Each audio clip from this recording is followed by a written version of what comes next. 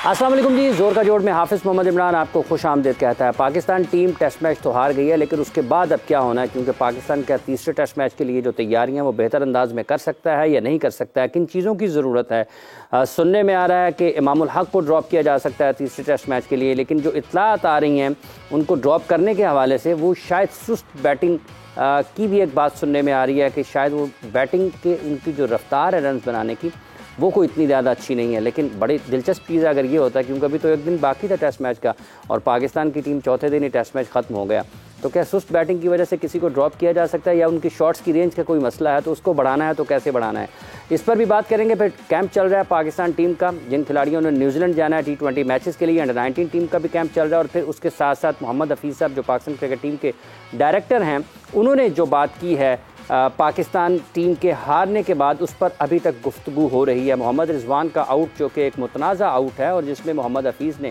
उस टेक्नोलॉजी पर सवाल उठाया है, क्या वाकई पाकिस्तान की हार का एक बड़ी वजह वो है, इसके असरात क्या हो सकते हैं, क्या ऐसी गुफ्तगू से एक नेगेटिविटी तो आपकी टीम में नहीं फैलती है, क्या आप उज़र तलाश करना शुरू करते हैं, इन सब चीज़ों पर गुफ्तगू करेंगे। मेरे साथ स्टूडियोस में मौजूद हैं sports analyst journalist Farid Khan साहब। अस्सलाम वालेकुम खान साहब, बहुत बहुत शुक्रिया। और हमें टेलीफोन लाइन पर ज्वाइन किया है senior sports journalist Abdul Majid Bhatti साहब ने। भट्टी साहब अस्सलाम वालेकुम। भट्टी साहब के साथ हमारा राब्ता मुनक़ता हुआ है, दोबारा उनसे राब्ता बहाल होता है तो उनसे भी बातचीत करते हैं। भट्टी साहब आ गए। अस्सलाम वालेकुम भट्टी साहब। वालेकुम अस्सलाम। बहुत शुक्रिया भट्टी साहब आपका। पाकिस्तान 2 टेस्ट मैचेस हार चुका है और तीसरे टेस्ट मैच के लिए अब क्या तब्दीलियां आपके ख्याल में पाकिस्तान को करनी चाहिए? और सुनने में आ रहा है कि शायद इमामुल हक को उनकी सुस्त बैटिंग की वजह से ड्रॉप कर दिया जाएगा। आप समझते हैं कि वाकई ये एक अच्छा उज़र हो सकता है या अच्छी दलील हो सकती है कि एक सुस्त बैटिंग की वजह से ड्रॉप कर दे, जबकि टेस्ट मैच का भी एक दिन बाकी था और पाकिस्तान और ऑस्ट्रेलिया के माबैन टेस्ट मैच खत्म हो चुका था? देखिए, सुस्त बैटिंग तो मेरे ख्याल में कोई ऐसी दलील नहीं है जिसकी वजह से इमामुल हक ड्रॉप हो। हाँ, खराब परफॉर्मेंस की वजह से इमामुल हक टीम से ड्रॉप हो सकते हैं। मेरे ख्याल में इमामुल हक ने जो बैटिंग की पर्थ टेस्ट मैच की पहली इनिंग्स में अच्छा खेले, फिर सेकंड इनिंग्स में शुरू में ही आउट हो गए। मेलबर्न टेस्ट की दोनों इनिंग्स में भी वो पहली इनिंग्स में स्पिनर पर आउट हुए, दूसरी इनिंग्स में भी बड़ी इनिंग्स नहीं खेल सके। तो मेरे ख्याल में साइम अयूब को मौका मिलना चाहिए ताकि नए लड़के भी ट्राई हों। लेकिन देखिए, सीरीज का आखिरी मैच है, अगर नए लड़कों को एक टेस्ट की 2 इनिंग्स की बुनियाद पर ऐसा ना हो कि साइम अयूब फिर मुस्तकबिल के लिए सवालिया निशान बन जाए।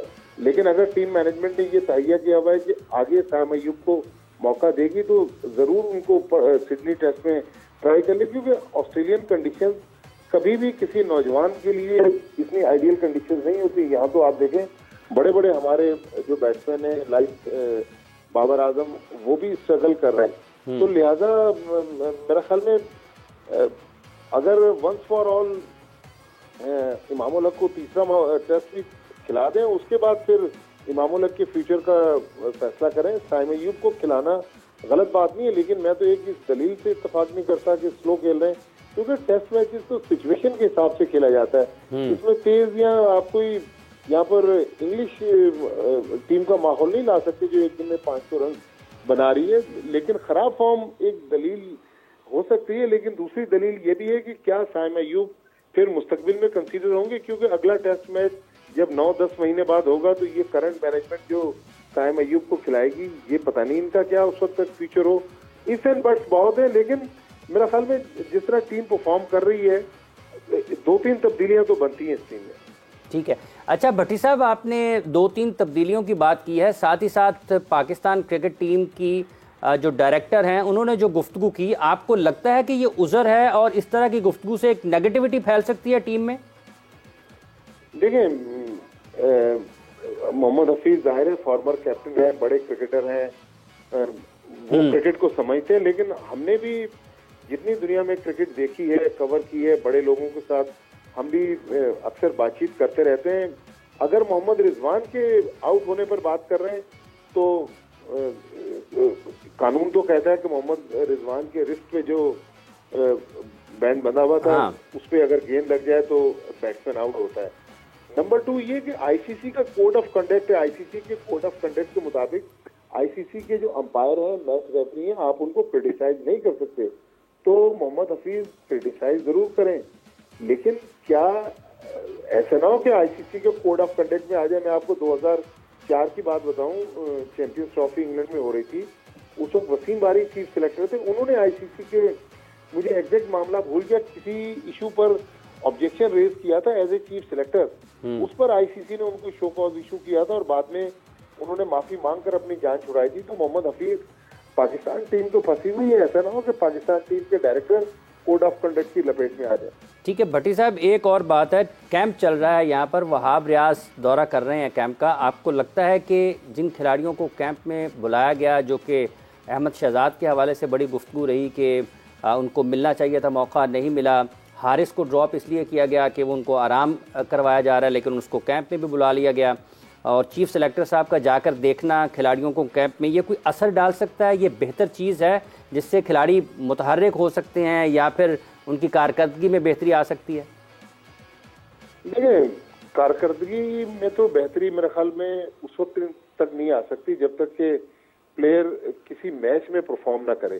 लेकिन अभी तक जो सिचुएशन है, मेरे ख्याल में चूंकि सिलेक्टर्स को हालिया दिनों में बड़ी बड़ी तनख्वाहें मिलती हैं, तो वो भी अपनी तनख्वाह को दुरुस्त साबित करने के लिए कैंप्स वगैरह का दौरा करते हैं। लेकिन वहां पे आज चूंकि नए नए चीफ सिलेक्टर बने हैं, तो अभी जोशो खरोश है, उन्होंने फिर न्यूजीलैंड भी जाना है पाकिस्तान की T20 सीरीज के लिए। तो मेरे ख्याल में वो इसलिए जाके प्लेयर्स को देख रहे हैं। लेकिन अब अगर वहाब रियाज किसी प्लेयर पर उनसे कमिटमेंट करते हैं और उनको खिलाने की बात करते हैं, तो खिलाएंगे कहाँ, क्योंकि न्यूजीलैंड के लिए तो पहले ही टीम अनाउंस हो गई है।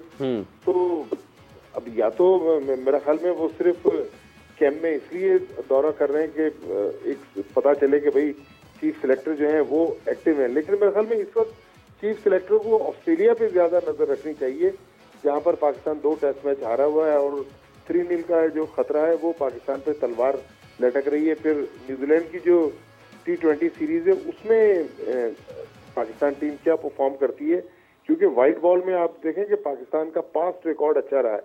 लेकिन अब ये जो टेस्ट मैच में कप्तान की तब्दीली हुई है, तो बाबर आजम का फॉर्म में ना होना या बड़ी इनिंग्स ना खेलना, ये बहुत सारे सवालात हैं जिनके जवाब शायकीन क्रिकेट मांगते हैं। क्योंकि टीम मुसलसल अगर हारने लग जाए तो लोग भी नाराज होते हैं, क्रिकेट से बेजारी का इजहार करते हैं।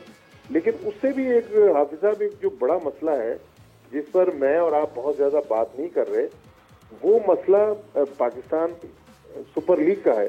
पाकिस्तान सुपर लीग कब शुरू होगी, उसके मीडिया राइट्स बिकेंगे, तो बिड्स कब खुलेंगी, फिर जो सैरोगेट कंपनीज पे पाबंदी लगी है, बहुत सारे PSL की फ्रेंचाइज, इवन जो PCB के जो स्पॉन्सर्स थे वो भी सैरोगेट कंपनीज थी। तो अब इस वक्त जो मुल्क की इकॉनमी है, बहुत ज्यादा कंपनीज के पास पैसा नहीं है, तो PSL पे स्पॉन्सरशिप के लिए इतना पैसा होगा कि PSL बड़े पैमाने पे करवाई जा सके। ये मेरा ख्याल ज्यादा बड़े सवाल हैं। भट्टी साहब, कदा कलामी की मादरत चाहता हूँ, जिस तरफ आपने इशारा किया है और जिस अंदाज में आपने ये गुफ्तगू की है, मुझे ये महसूस होता है, फौरी तौर पर ये जहन में ख्याल आता है कि कहीं ऐसा तो नहीं है कि इस मरतबा PSL हो भी पाएगी या नहीं हो पाएगी, इस किस्म के हालात का भी सामना करना पड़ सकता है। देखें हाफिज साहब, गैब का इल्म तो अल्लाह ताला को है, लेकिन हालात जो है वो ज्यादा अच्छे नहीं है। आपको पता है कि गवर्नेंस के इशू PCB के, अब आप देखें ना, PCB चेयरमैन मेलबर्न टेस्ट देखने गए, आज सुबह जब वो पहुंचे, बल्कि कल मैंने ट्वीट भी किया कि उनका जहाज तो फिजा में ही था जब पाकिस्तान टीम टेस्ट मैच ही हार गई। अब वो सिडनी टेस्ट से पहले उन्होंने वापस आना है, तो भाई ऑस्ट्रेलिया जाने का आपका क्या मकसद था? आप यहाँ पर जो मामलात हैं वो ज्यादा गंभीर हैं, इन पे तवज्जो दें। लेकिन चेयरमैन साहब जो है वो बाहर जा रहे हैं, फिर PCB के इलेक्शन जो है वो तातुल का शिकार है, उनका पता नहीं कि इलेक्शन होंगे या नहीं होंगे। लेकिन PSL एक ऐसा ब्रांड है, उस ब्रांड को अगर हमने खराब कर दिया और PSL में उतना पैसा नहीं आ सका जितना आना चाहिए था, क्योंकि पाकिस्तान क्रिकेट बोर्ड, हाफिज साहब आप तो खैर माशाल्लाह क्रिकेट की नफ्स पर आपका हाथ है, जो मेन PCB की जो बंडल राइट्स कंपनी खरीदी थी वो तो सारी सैरोगेट कंपनी की पाकिस्तान में बुनियादी उसी कंपनी ने रखी। अब सैरोगेट कंपनीज पर पाबंदी लग गई, तो पाबंदी लग गई तो PSL में पैसा कहां से आएगा ऐसे वक्त में जबकि मुल्क में जो माली हालात हैं, कंपनीज के पास इतना पैसा नहीं है कि वो बहुत ज्यादा सरमायाकारी क्रिकेट में करें। तो क्रिकेट में बड़ी स्पॉन्सरशिप को लाने के लिए पाकिस्तान क्रिकेट बोर्ड के पास क्या प्लान है, वहां पर मार्केटिंग और दूसरे शोबों में नए नए लोग जो पीएसएल में बिठाए हुए पीसीबी ने, उन्होंने क्या इस पे होमवर्क किया? मेरे ख्याल में जका साहब उस तरफ ज्यादा तवज्जो देकर पीएसएल को वक्त पे कराने की कोशिश करें। लेकिन आज अब दिसंबर का महीना खत्म हो रहा है, 30 तारीख हो गई, लेकिन अभी तक हमें ये नहीं पता कि पीएसएल किस तारीख से शुरू होगी। अगर 17 फरवरी से जो एक टेंटेटिव डेट हम सुन रहे हैं बार बार, अगर 17 फरवरी को शुरू होना है तो उसमें तो 6-6.5 हफ्ते रह गए। तो 6.5 हफ्ते पहले तक अभी पता ही नहीं है कि पीएसएल कब शुरू होगी, कहाँ से शुरू होगी। फाइनल बताया जा रहा है कि कराची में होगा। फिर रमजान में आप पहली बार पीएसएल के मैचेस करवाना चाह रहे हैं, पब्लिक को अट्रैक्ट करेंगे या नहीं करेंगे? बहुत सारे इफेक्ट बर्ड्स हैं जिसके जवाबात मेरे ख्याल में पीसीबी की तरफ से आने चाहिए, लेकिन अनफॉर्चुनेटली आ नहीं रहे। ये बहुत एक सीरियस मामला है। पाकिस्तान टीम तो चले, इस वक्त उनका जहाज भी एक खराब मौसम में फंसा हुआ है, लेकिन यहाँ तो पीसीबी के मामला जो है वो भी क्लियर नहीं है, और पीएसएल के ऊपर भी खतरात हैं। बहुत बहुत शुक्रिया आपका, आपने अपना वक्त दिया। अब्दुल माजिद भट्टी साहब, फरीद खान साहब, पाकिस्तान जिस तरह से भट्टी साहब बता रहे हैं कि अभी तक उसका कुछ इल्म नहीं है, कैसे होगी, कहाँ होगी, आपके राइट्स अभी तक नहीं बिके हैं, और जो मसाइल सामने आ सकते हैं, कि आपको लगता है कि ये बड़ी अदम इस्तेहकाम की जो सूरत हाल है, ये नुकसानदेह ब्रांड के लिए बिलखुसूस हो सकती है? नहीं, जहाँ तक हम पीएसएल की बात करते हैं, जितना बड़ा ये ब्रांड बन चुका है, 8 साल से हो रहा है, इसकी सबसे अच्छी बात ये है कि चाहे कोविड हुआ या जिस तरह की भी आपको पता है कि मसले रहे हैं दुनिया में भी, पीएसएल लाजमी हुई हमेशा। कभी ऐसा नहीं हुआ कि पीएसएल का कोई सीजन स्किप हुआ हो। हमने देखा बांग्लादेश प्रीमियर लीग में कहीं ना कहीं ये मसले आते रहे। श्रीलंका की लीग शुरू होकर खत्म हुई, फिर दोबारा शुरू करनी पड़ी। मजीद और लीग्स हैं जो होती नहीं है, बीच में उनको मसले पड़े हैं, और स्पेशली जो पेमेंट्स वगैरह के इशूज आते रहे। पीएसएल से ऐसी बात कभी नहीं निकली। जो एक निकली थी फॉकनर की, उसको भी बाद में सेटल कर लिया गया था। तो यहाँ पर आई थिंक जो भट्टी साहब बात कर रहे थे वो एक तो कंसर्निंग है पॉइंट। मैंने पहले भी आपके पिछले शो में भी ये कहा था कि महीना ऑलमोस्ट रह गया होगा जब मीडिया राइट्स बेचे जा रहे होंगे पीएसएल के। अगर तो इसी तरह सूरत हाल रहती है, और अगर इस जो मैनेजमेंट कमेटी है उसको इजाजत नहीं मिलती है गवर्नमेंट की तरफ से कि वो कोई इतना बड़ा डिसीजन ले के, बड़ा आपके ख्याल में ये बड़ा मसला है इस वक्त पाकिस्तान के लिए? भट्टी साहब के ख्याल में तो बहुत बड़ा मसला है। मेरा जहाँ तक ख्याल है पीसीबी के पास फिर भी इतना मतलब है पावर, इतनी सख्त है कि वो पीएसएल को तो करवा देंगे। ऐसा मुझे नहीं लगता कि ऐसा इशू होगा कि पीएसएल का पूरा सीजन स्किप हो जाएगा। ये बड़ी चीज़ है कि सरोगेट कंपनीज जो है, क्योंकि वो काफ़ी सारी कंपनीज ऐसी थी जो पीएसएल की टीम्स को, फ्रेंचाइजीज को स्पॉन्सर कर रही थी, ओवरऑल पीएसएल को स्पॉन्सर करती थी, पाकिस्तान की होम सीरीज स्पॉन्सर करती थी। अब वो सारी नहीं है, और अब ये मसला है कि जो पाकिस्तान की लोकल कंपनीज हैं या जो भी मल्टीनेशनल कंपनीज हैं उनको आप किस तरह अट्रैक्ट करेंगे। और साथ साथ जो अब टाइम बहुत कम रह गया, एक तो अब इसमें पीएसएल के लिए सबसे बड़ा जो चैलेंज है वो यही है कि जो अब बंडल में जैसे राइट्स बेचे जाते थे, अब वो जब मीडिया राइट्स खोलेंगे, बिड्स खुलेंगी, तो क्या उसी तरह से अट्रैक्ट करेंगे जिस तरह पिछले सालों में करती आई है, या हमें जैसे कोविड में आईपीएल में हमें बहुत बड़ा एक डेंट जो है वो देखने को मिला था, जब एक कंपनी जो कि चाइना से ताल्लुक रखती थी, हालात की वजह से उसने विड्रॉ कर दिया था, तो एक इंडिया की लोकल कंपनी को आगे आना पड़ा था, तो काफी खसारा हुआ था आईपीएल को उस साल कोविड के दौरान ही। तो अब क्या पीएसएल को ऐसा खसारा फेस करना पड़ता है, अब ये देखना जरूरी है। हिकमत अमली में भी खासी कमी नज़र आ रही है। एक कैंप चल रहा है जिसका भट्टी साहब ने भी जिक्र किया है कि लाहौर में कदाफी स्टेडियम में पाकिस्तान के वो खिलाड़ी जिन्होंने न्यूजीलैंड के ख़िलाफ़ T20 मैचों की सीरीज़ के लिए जाना है, और वो खिलाड़ी जिनको फ़र्स्ट क्लास क्रिकेट में या कौमी सतह के क्रिकेट में कहीं मौका मिला और उन्होंने परफॉर्म किया, उनको शामिल किया गया है, उस कैंप का हिस्सा बनाया गया है। तो आप देखते हैं कि वाकई वहाब रियाज साहब के जाने से कुछ खिलाड़ी मुतहर्रिक हो जाएंगे, उनको कुछ नया जोश और जज्बा उनमें पैदा होगा? नहीं, डेफिनेटली वहाब रियाज क्योंकि अभी चीफ सेलेक्टर बने, आई थिंक वो जितना आपको पता है कि मीडिया में बंदा रहता है, या जितना क्योंकि पता है फोटोग्राफी और वीडियोस भी बन रही होती हैं। अच्छा, आपको लगता है वीडियोस का भी मसला है? पीसीबी के सोशल मीडिया पे शेयर हो रही होती है, तो आई थिंक वो भी तो दिखाने के काम किया जा रहा है, और पता नहीं फिर अगली असाइनमेंट उनकी कब आती है और वो रहते हैं या नहीं रहते। और दूसरा, मैंने तो पहले भी बात आपको की थी कि उसमें कुछ ऐसे प्लेयर्स भी मौजूद हैं जो वहाब के साथ खेलते रहे, जैसे अहमद शहजाद है। अब उनके पास जाके आपने क्या पता करना है, क्या चेक करना है कि वो क्या कर रहे हैं, किस तरह उनकी हार्ट बीट चल रही है, नहीं मुझे तो समझ नहीं आती। और बाकी प्लेयर्स, कुछ ऐसे प्लेयर्स हैं जो कि अब इस सिलेक्शन कमेटी ने तो रख ली है, लेकिन अगली सिलेक्शन कमेटी अगर आती है और ये चले जाते हैं तो क्या वो लूप में रहेंगे पीसीबी के, क्या उनको बुलाया जाएगा? और प्रेसिडेंट्स ट्रॉफी वो खेल रहे थे, आई थिंक मैच प्रैक्टिस मिल रही थी, जिस तरह की भी वहाँ पे मैचेस हो रहे हैं उनसे हटा के उनको यहाँ पे नेट सेशंस करवाना, मतलब वो प्लेयर जो कि न्यूजीलैंड भी नहीं जा रहे हैं उनको आपने मैच प्रैक्टिस भी नहीं दी है। फिर अहमद जैसा प्लेयर जो खुद इतना एक्सपीरियंस्ड है, जिसके पास मेरे ख्याल से शायद जितने बाकी प्लेयर्स उसके साथ वहाँ पर है उनसे ज्यादा तजर्बा इंटरनेशनल क्रिकेट में उसका अपना है, उस जैसे प्लेयर को कैंप में बुलाना, चेक करना, और फिर मेरे ख्याल से जो फॉर्म और फिटनेस ऑलरेडी इंसान शो करके आया होता है, ऑलरेडी वो खेल के आया हुआ है, बाकी प्लेयर्स भी जो वहां पर हैं कैंप में, इफ्तिखार है जैसे वो स्कोर करता था अभी करके आया प्रेसिडेंट्स ट्रॉफी में, तो मेरा नहीं ख्याल कि ऐसी कोई यहाँ तो कंडीशंस हमने वैसी बनाई हो न्यूजीलैंड की तो हमें लगे कि वो जरूरत है। आपके ख्याल में जो कैंप में जिन लोगों को बुलाया गया, अगर उनको आप मैच प्रैक्टिस मिलती तो ज्यादा बेहतर होता। हम इसी पर मजीद बात करेंगे कि खिलाड़ियों की सलाहियतों में बेहतरी कैसे आ सकती है इस वक्फे के बाद।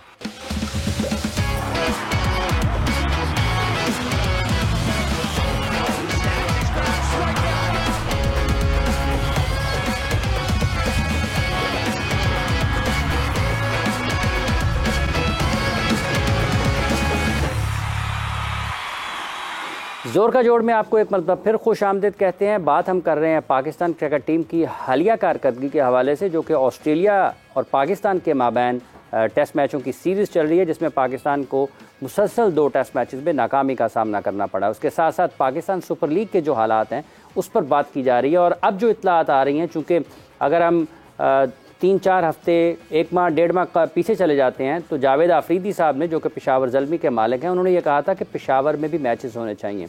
लेकिन अब सुनने में आ रहा है कि शायद जब अगला सीज़न भी आएगा तो पाकिस्तान सुपर लीग के मैचेस पेशावर में नहीं हो पाएंगे। 2018 में एक मुआहदा हुआ था, MOU हुआ था पाकिस्तान क्रिकेट बोर्ड और गालिबन जो पेशावर की हुकूमत थी, यानी कि जो खैबर पख्तूनख्वा की हुकूमत थी, उनके माबैन जो स्टेडियम की तामीर है उस हवाले से, लेकिन काम हुआ नहीं है। फरीद खान साहब, आपको लगता है कि पेशावर के लोग एक लंबे अरसे तक महरूम रहेंगे अपने मैदानों पर, अपनी आंखों के सामने अपनी टीम को खेलता हुए देखते?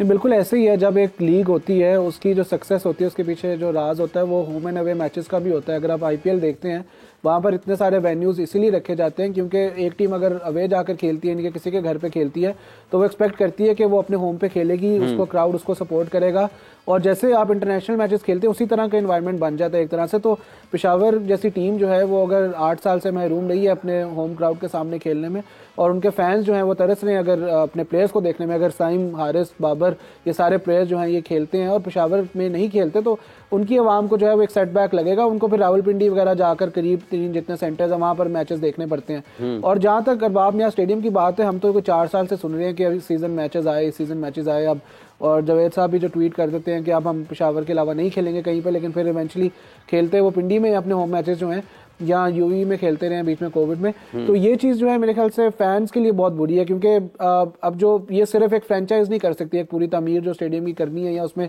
रेनोवेशन का काम है, इसमें लोकल बॉडी जो लोकल गवर्नमेंट है या जो PCB है, सूबाई हुकूमत का काम है, सूबाई हुकूमत का काम है। और PCB के बड़े अरसे से मैं न्यूज़ सुन रहा हूँ कि वो टेक ओवर कर लेगी हैदराबाद स्टेडियम का और अरबाब मियां स्टेडियम का, दोनों को उनके कंट्रोल में आ जाएंगे और वो फिर जो तामीराती काम है वहाँ पर वो तेज़ी से शुरू हो जाएगा। और ये तो मेरे ख्याल से 3 साल हो गए इस चीज़ को। आप भी जो 2018 के MOU की बात कर रहे हैं उस पर भी मेरे पास मुदस्सर नज़र साहब उस वक्त डायरेक्टर अकेडमीज थे पाकिस्तान क्रिकेट बोर्ड के, और उन्होंने ये कहा था कि ये सारी चीज़ें यहाँ पर स्टेडियम की जो हालात हैं, पेशावर में क्रिकेट का जो बुनियादी ढांचा है उसको मजबूत करने के लिए, उसको बेहतर बनाने के लिए, चूँकि पाकिस्तान की टीम में बहुत सारा टैलेंट जो है वो खैबर पख्तूनख्वा से आता है और वहाँ से उस इलाके को ज़्यादा बेहतर अंदाज में जो बुनियादी सहूलियात है खेल की वो देने के लिए ये सब चीज़ों का काम शुरू हुआ था। लेकिन 4-5 बरस में काम हुआ नहीं कुछ इस हवाले से।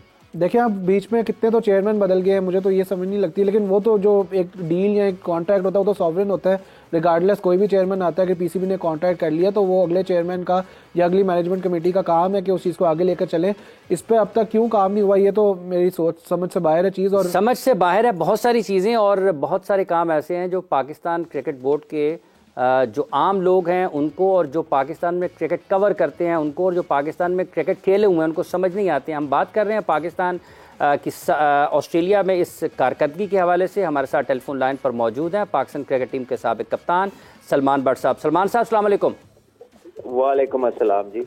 बहुत शुक्रिया सलमान भट्ट साहब, आपने अपना वक्त दिया है। सुनने में ये आ रहा है, इत्तलात है कि शायद इमामुल हक ड्रॉप होंगे, और उनकी जो वजह अब तक मीडिया रिपोर्ट कर रहा है कि सुस्त बैटिंग होगी, तो आपको लगता है कि टेस्ट मैच 1.5 दिन पहले ख़त्म हो जाए, टेस्ट मैच 1 दिन पहले ख़त्म हो जाए, 5 दिन पूरे का प्ले ना हो, और उसके बाद भी अगर किसी बैट्समैन को इसलिए ड्रॉप कर दिया जाए कि वो ज़्यादा स्ट्राइक रेट उसका बेहतर नहीं है, तो ये कोई बहुत बेहतर हिकमत अमली या बेहतर सोच हो सकती है? हाफिज जी, आवाज आ रही है मेरी आपको? जी जी भट्ट साहब, बिल्कुल आ रही है। देखिए, बात यह है कि उनकी फॉर्म ही नहीं है, वो इतने अरसे से खेल रहे हैं, he can not score big. अगर आप देखें वर्ल्ड कप के मैचेस देख लें, आप ऑस्ट्रेलिया की देख लें, तो बात सुस्त खेलने की है इतनी नहीं है जितनी के ना स्कोर करने की है। और वो जितना खेल रहे हैं उसमें कोई ऐसे शॉट नहीं उनकी तरफ से नजर आ रहे कि जिसपे आगे भी लगे कि ये इस बॉलिंग के खिलाफ रन करेंगे। तो मेरा ख्याल है कि ये सारा उस पे बेस्ड है। आई डोंट नो हम क्यों हर काम करना भी चाहते हैं और उसको डर के करना चाहते हैं। यानी कि हम ये नहीं कह सकते कि भाई एक बंदा परफॉर्म नहीं कर रहा तो इसको हम ड्रॉप कर रहे हैं। यानी आपको उसके स्कोरिंग रेट से मसला है। तो जरा मुझे ये बताएं कि ऑस्ट्रेलिया का जो स्मिथ है, जब जरूरत पड़ी तो उसने 100 बॉलों बाद पहली बाउंड्री लगाई है उसने पाकिस्तान के खिलाफ जो पिछली इनिंग खेली है। तो आपका तो जो है 1.5 दिन पहले मैच खत्म हो जाता है, 1.25 दिन पहले मैच खत्म हो जाता है, तो आपको क्या स्ट्राइक रेट का इतना क्या सर पे चढ़ा हुआ है? ठीक है। अच्छा, इमामुल हक वाली ये बात है, क्या अगर साइम अयूब के लिए ये अच्छा मौका होगा कि उनको टेस्ट मैच खिला दिया जाए, और इसकी क्या ज़मानत होगी कि अगर वो परफॉर्म नहीं करते हैं, अल्लाह करे कि वो कर जाएं, अगर नहीं करते हैं तो जिस तब्दीली से, जिस तेज़ी के साथ पाकिस्तान में सोच बदलती है, पाकिस्तान में इंतज़ामिया बदलती है, ये खिलाड़ियों के लिए किस हद तक फिर आपके ख्याल में नुकसानदेह हो सकता है? वो नए आए हैं, वो कहें साइम ज़्यादा तेज़ खेलता है, हमें स्टेबिलिटी की ज़रूरत है, हम फिर वापस इमाम की तरफ जाते हैं। साइम अयूब एक बहुत ही बासलाहियत और बहुत ही टैलेंटेड प्लेयर है, ऑल्दो के अ बिट अर्ली हो सकता है, लेकिन हु नोज, अगर वो अच्छा खेल जाता है तो उसे कॉन्फिडेंस आ जाए, then he might carry on. लेकिन वो जिस पाए का प्लेयर है, जिस तरह जो आपने उसके क्रेडेंशियल जो हमें दिखाई दे रहे हैं, मुझे नहीं लगता कि उसको कोई रोक सकता है। It's a matter of time only. तो ऐसी बात हरगिज नहीं होगी कि अगर वो फेल होते हैं तो बाहर होते हैं। एवरीबडी नोज कि उसका पहला टूर है, ऑस्ट्रेलिया एक मुश्किल कंडीशन है, वर्ल्ड क्लास टीम है, तो अगर वो उसके खिलाफ करता है बहुत अच्छी बात है, अगर नहीं करता तो उसके लिए लर्निंग कब होगा, और इसको ऐसे ही देखना चाहिए। भट्ट साहब, ये जो पाकिस्तान ऑस्ट्रेलिया में ये टेस्ट सीरीज के दोनों मैचेस आ रहा है, आपको लगता है कि तैयारियों में कमी थी या फिर हम दस्तयाब मौके से फ़ायदा नहीं उठा पाए हैं? एक अच्छा मौका ज़रूर था टेस्ट मैच जीतने का ऑस्ट्रेलिया में। हाफिज जी, आपको लगता है कि हमने कभी किसी चीज़ की तैयारी की है? आपको क्यों ये खुशफहमी है कि हमने कभी किसी चीज़ की तैयारी की है? जो तैयारियां करते हैं ना, वो तजर्बा उनको होता है, वो फर्स्ट टाइमर्स को जॉब पे ला के सिखाते नहीं है, उनका विजन होता है। यहाँ तो पता ही नहीं है किसने आना है, किस वक्त किसने जाना है।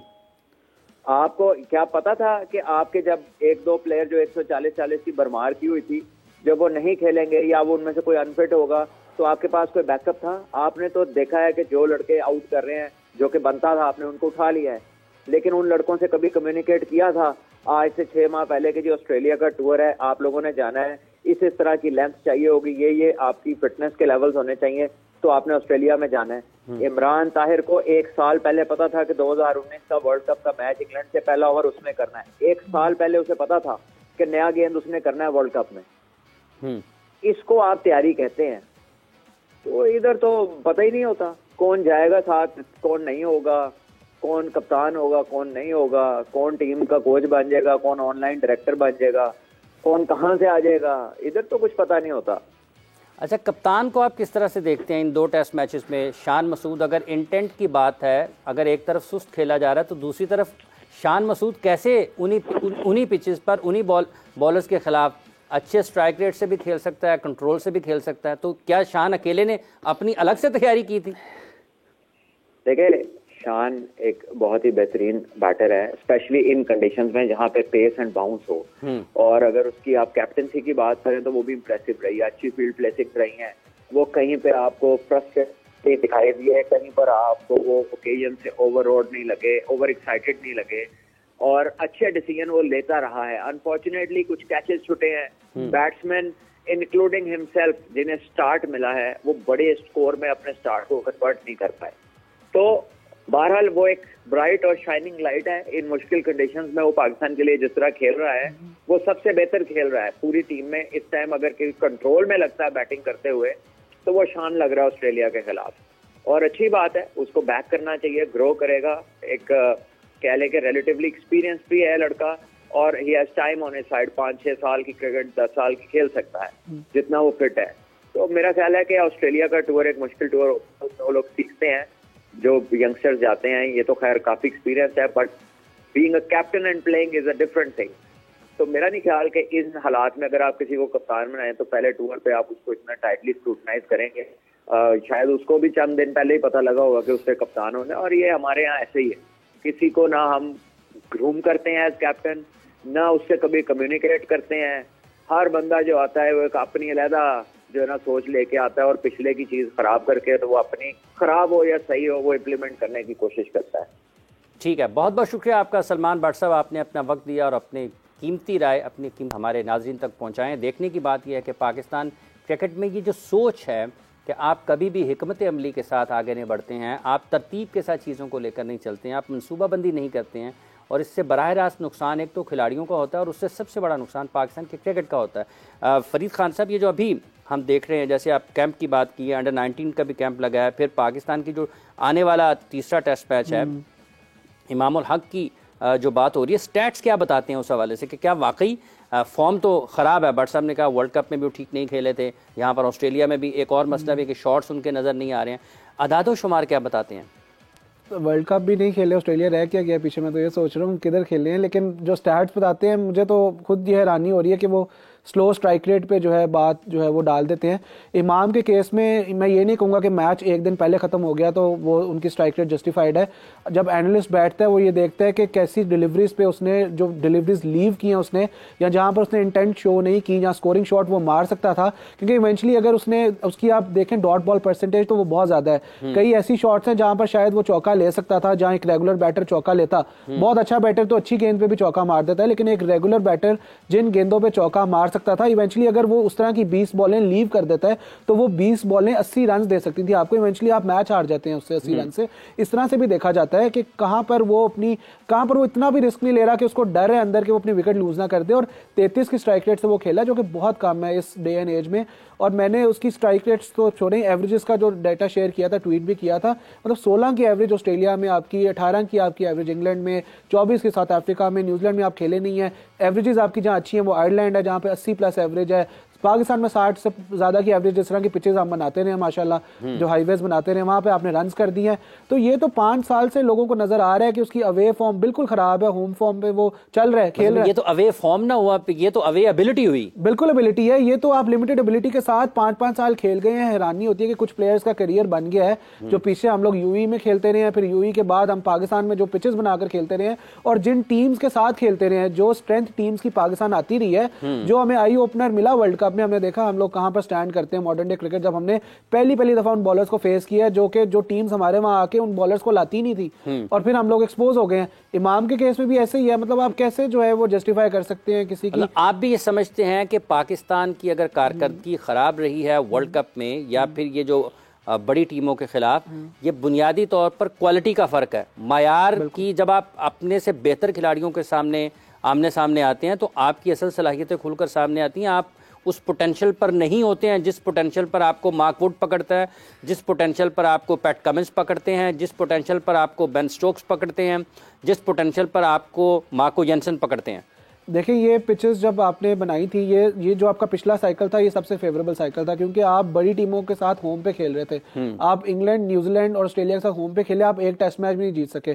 आपने जिस तरह की पिचेस बनाई, आपने डर के वो पिचेस नहीं बनाई कि अगली टीम जो है वो ना मैच जीत जाए। हमने उनकी स्ट्रेंथ के मुताबिक टीम नहीं बनानी, हमने जो है वो टीम बनानी है, वो पिच बनानी है जो शायद हमें फेवर ना करे, लेकिन दूसरी उनको ना करे। और फिर ये सारे बॉलर्स आपने उन पिचेस में जाकर फेस किए, वहां पर भी वो आपको हरा के चले गए। लेकिन क्योंकि आपके वो 500 स्कोर करते थे एक दिन में, आप भी ऐसी पिच पर 400 कर देते थे एक दिन में, 350 कर देते थे। आपके बैटर्स के स्टैट्स तो इन्फ्लेट हो रहे थे, लेकिन आपके बॉलर्स भी स्ट्रगल कर रहे थे। आपने देखा कि शाहीन का वो तो स्टैट्स मिसलीड करते रहे फिर आपके ख्याल में? देखिए स्टैट्स भी हमें यही बताते रहे हैं कि अगर आप आंखें खोल के देखें तो आप किन पिचेस पे खेल रहे हैं, किधर खेलते हैं, किस क्वालिटी बॉलिंग के साथ खेलते रहे हैं, और जब क्वालिटी बॉलिंग आपके साथ आई है वो आपको डोमिनेट करके चली गई है। वो रिवर्स स्विंग पे आउट कर रहे हैं, वहां पर कमिंस आपको आउट करके चला गया जो टेस्ट मैच हारे हैं वहां पर लाहौर में, और कराची का आपने बहुत मुश्किल से ड्रॉ किया, जो टेस्ट मैच एक ड्रॉ किया। उसके अलावा आप फिर ऑस्ट्रेलिया से हारे, इंग्लैंड से आप वाइट वॉश हुए हैं, उस सीरीज में जब अबरार बहुत आउट करता रहा क्योंकि उन्होंने अबरार को रीड नहीं किया हुआ था, लेकिन आप इंग्लैंड के साथ टो टू टो जा ही नहीं सके। फिर न्यूजीलैंड में आपने इतनी मुश्किल से जो है 2 टेस्ट मैचेस ड्रॉ किए, वहां सरफराज ने आपको बचा दिया एक टेस्ट मैच। वो सरफराज की ब्रिलियंस के ऊपर आया, डेफिनेटली उसका एक्सपीरियंस और उसकी ब्रिलियंस थी, जितना वो कराची में क्रिकेट और पाकिस्तान में खेला था कायदम ट्रॉफी वगैरह में, उसी की ब्रिलियंस थी। अदरवाइज तो आप किसी टीम के साथ स्टैंड ही नहीं करते। जो अच्छी टीम है उनसे आपने ड्रॉ कर ली है, सीरीज हार गए। तो अभी तो हम टेस्ट मैच इंडिया के साथ नहीं खेल रहे। इंडिया की भी देखें, अब बात ये आती है कि जब वो हम लोग देखते हैं उनकी टीम को, जरूर हम देखते हैं कि वो साउथ अफ्रीका में स्ट्रगल कर रहे हैं, लेकिन वर्ल्ड टेस्ट चैंपियनशिप के दोनों फाइनल्स वो खेले। शुक्र है आप नहीं खेल रहे, इवन न्यूट्रल वेन्यू भी आप खेलते तो शायद वो जो इनिंग्स डिफीट उनको साउथ अफ्रीका से हुई है वो आपको हो जाती कहीं। तो ये बहुत मतलब खुशकिस्मती है कुछ प्लेयर्स की, काफी जो है प्लेयर्स ऐसी स्ट्रेंथ ऑफ टीम्स के साथ खेलते रहे हैं और 4-4 साल अपना करियर बना गए हैं, वो शुरू में एक्सपोज नहीं हुए। तो इसका मतलब ये कि सिलेक्शन का जो क्राइटेरिया है, अगर हम उसके ऊपर बात करते हैं तो इस वक्त भी तो ये मॉडर्न डे क्रिकेट जिन्होंने खेली हुई है, इन्होंने भी तो सिलेक्शन की है T20 के लिए, जिन्होंने न्यूजीलैंड जाना है उससे पहले भी किया है। तो आपको लगता है वो तकाजे पूरे किए हैं जिसकी ज़रूरत है पाकिस्तान को इस वक्त बैन अल-अक़वामी सतह पर? मैंने आपको पहले भी चीज़ बोली थी कि जब आपने किसी को सिलेक्ट करना है ना, तो आप किसी भी तरह से जस्टिफिकेशन देकर उसको सिलेक्ट कर लेंगे। किसी की फॉर्म बुरी है तो फिटनेस जो है उसको कह देंगे बहुत बेहतरीन फिटनेस है, इसको ले आए। किसी की फिटनेस नहीं है तो कह देंगे ये प्लेयर हमारे पास एक ही है, दुनिया में ऐसा प्लेयर ही नहीं है, उसको खिला देंगे। किसी का कोई फॉर्म अच्छी लग रही है तो डिसिप्लिन में डाल के उसको बाहर कर देंगे। बहुत ऐसी वजूहत है और ये प्लेयर्स मॉडर्न डे क्रिकेट खेले हुए हैं, वहाब, हफीज, सईद अजमल, उमर गुल, ये सारे जो सेटअप में हैं, इनको पता है कि जब ये लोग बाहर होते थे तो 1-2 मैचेस डोमेस्टिक क्रिकेट में जाके परफॉर्म करके ये कहते थे सिलेक्टर्स को आप वापस लेके आए हमें। 15-15, 14-14 कम बैक्स हैं इनके। अब फिर वही केस आता है, मैं अहमद के केस में दोबारा कहता हूँ, अहमद शहजाद के केस में, जब एक इंसान कम बैक करना चाहता है उसको आप लोग लिटरली कैंप में डाल के, खुद इनमें से कोई एक भी जो ये 4 नाम लिए हैं कैंप में जाता उन लोगों के साथ जो कि पाकिस्तान से कभी खेले नहीं है, जो कि बच्चे हैं, रेगुलर क्रिकेट भी नहीं खेलते रहे और पहली दफा वो शायद अपना नेशनल T20 टूर्नामेंट और कायदम ट्रॉफी खेल रहे थे, वो भी कैंप में, और इतना सीनियर बासलायत खिलाड़ी तो 3 साल 4 साल रगड़ा खा के आया डोमेस्टिक क्रिकेट में, फिटनेस मेंटेन करके आया, उसको भी आपने कैंप में डाला, उसको भी आपने कैंप में डाल दिया। और जहां पर सिलेक्शन की बात आती है, जो सिलेक्शन का मयार है वो लोगों के सामने आना चाहिए कि आप किस बुनियाद पर कर रहे हैं। देखना यह है कि तीसरे टेस्ट मैच में जब हम ऑस्ट्रेलिया के मद्दे मुकाबल आते हैं तो किस प्लेइंग 11 के साथ जाते हैं, किस हिकमत अमली के साथ जाते हैं। यहीं पर प्रोग्राम का वक्त ख़त्म हो जाता है। सांसों ने इजाज़त दी, आंखें खुलती रहीं, तो आपसे मुलाकातों का सिलसिला जारी रहेगा। हाफिज़ मोहम्मद इमरान जोर का जोड़ की पूरी टीम के साथ आपसे इजाज़त चाहता है। अल्लाह हाफिज़।